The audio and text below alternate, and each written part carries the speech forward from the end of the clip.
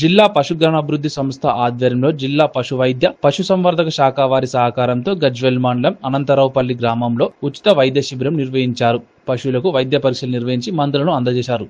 ఈ కార్యక్రమంలో doctor Ramji, doctor Rajireddy, doctor Nihal Reddy, Kiran, Gopalamitra, Gaurishankar, పాడి రైతులు, గ్రామ ప్రజలు తదితరులు పాల్గొన్నారు.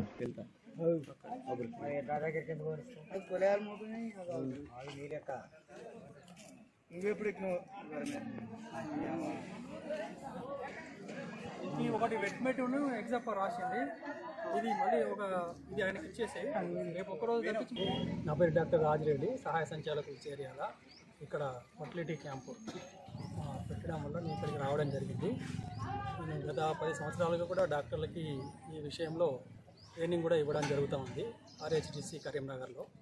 సో ఇక్కడ ఏంటంటే పశువులు మన రైతులు ఎక్కువగా పాలు ఇచ్చేటప్పుడే వాటిని శ్రద్ధగా చూసుకుంటారు.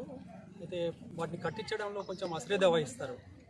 అయితే ఎక్కువ మనకి తొందరగా ఈయన వెంటనే 4-5 నెలలనే పశువు కట్టడం వల్ల వాళ్ళకి మళ్ళీ పశువు పాలు బంద్ చేసిన తర్వాత మళ్ళీ 2-3 నెలలకి మళ్ళీ ఈని ఎక్కువ దూడలు, దాని యొక్క జీవితకాలంలో ఎక్కువ దూడలు వస్తాయి, ఎక్కువ పాలు వస్తాయి.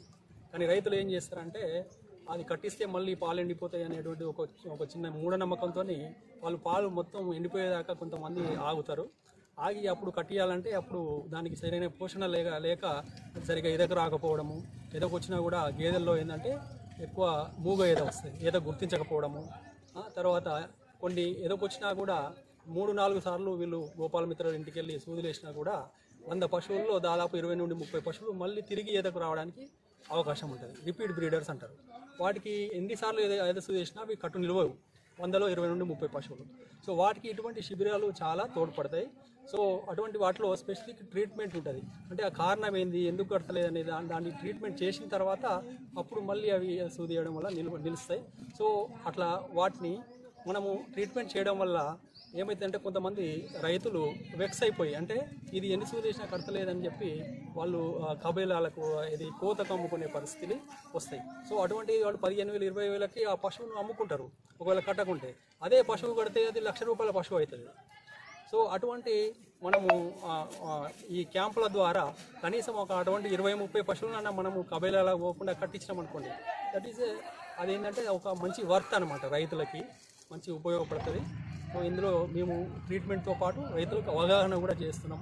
దూడలకు ఎట్లయితే సార్ ఏడి గారు చెప్పారో దూడలకు ఎట్లా పోషణ చేసుకోవాలి, తర్వాత కొన్ని పెయ్యలు సరైన గర్భసంచి ఎదుగుదల లేక వాటికి సరైన ఎదకు రావు, అటువంటి వాటికి ఎట్లా పోషణ చేసుకోవాలి, ట్రీట్మెంట్తో పాటు పోషణ కూడా మేము వాటికి.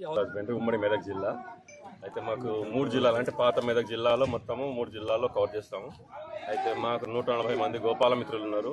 ఒక్కొక్క గోపాలమిత్ర దగ్గర 2 క్యాంపుల చొప్పున కండక్ట్ చేస్తున్నాం, ఫర్టిలిటీ క్యాంప్స్.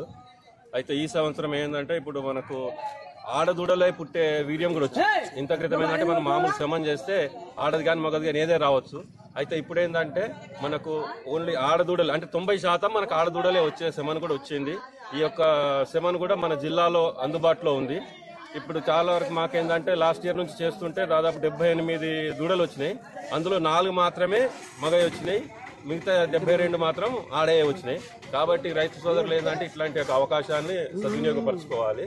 తర్వాత పుట్టిన దూడలకు పుట్టిన 15 రోజులకు మొదటిసారి, తర్వాత ప్రతి నెల 6 మాసములు వచ్చే వరకు నటల నివారణ మందులు తాగించుకున్నట్టయితే దూడలకు ఏంటంటే మనము మంచిగా పోషించుకున్న వాళ్ళం అవుతాము. తర్వాత వాటికి ఇప్పుడు కొన్ని పశువులు ఏంటంటే గొడ్డు మోసులను అంటే ఈయన మన కట్టకపోవడము ఇలాంటి పశువులు కూడా ఉంటాయి. అట్లాంటి పశువులకు ఏంటంటే ఈ క్యాంపులలో గుర్తించి వాటికి స్పెషల్గా ట్రీట్మెంట్ చేస్తాము. డాక్టర్ జంగారెడ్డి గారు అని ఏడి గారు, ఇక్కడ చేర్యాల డిస్ట్రిక్ట్ రాజిరెడ్డి గారు, చేర్యాల ఏడి గారు, ఇప్పుడు ఆయన ఎందుకంటే ఎక్స్పర్ట్ గైనకాలజీలో ఆయన.